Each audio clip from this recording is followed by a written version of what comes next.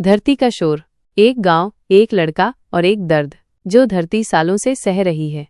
गांव रामपुर एक हरा भरा इलाका था। खेतों में लहराती फसलें, आसमान में उड़ते पक्षी और पेड़ों की छांव में खेलते बच्चे, सब कुछ शांत और सुंदर था। वहीं रहता था आरव, एक 14 साल का होशियार और जिज्ञासु लड़का। उसे पेड़ पौधों से, जानवरों से और खासकर धरती माँ से बहुत लगाव था। वो अक्सर अपनी दादी से कहानियां सुना करता था, धरती के जन्म की, नदियों की बहनचारा की और जंगलों के गीतों की। लेकिन पिछले कुछ सालों से रामपुर बदलने लगा था। सर्दियां अब देर से आती और गर्मियां असहनीय हो गई थीं। नहरें सूखने लगी थीं, फसलों का रंग मुरझा गया था। एक दिन आरव ने आकाश की तरफ देखा और बोला, आसमान क्यों नाराज लगता है दादी? दादी ने गहरी सांस लेते हुए कहा, बेटा, धरती बहुत कुछ सह रही है। इंसान उसकी गोद में खेलता रहा, पर उसी ने उसे जख्म दिए।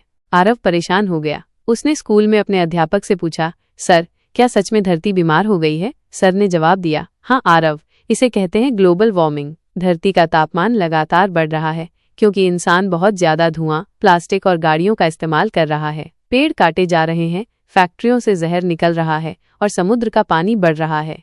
उस रात आरव ने सपना देखा, धरती एक इंसान बन गई थी। उसके बदन पर दरारें थीं, उसकी सांसें भारी थीं और उसकी आंखों में आंसू थे। उसने कहा, बचाओ मुझे आरव, वरना मैं सब कुछ खो बैठूंगी।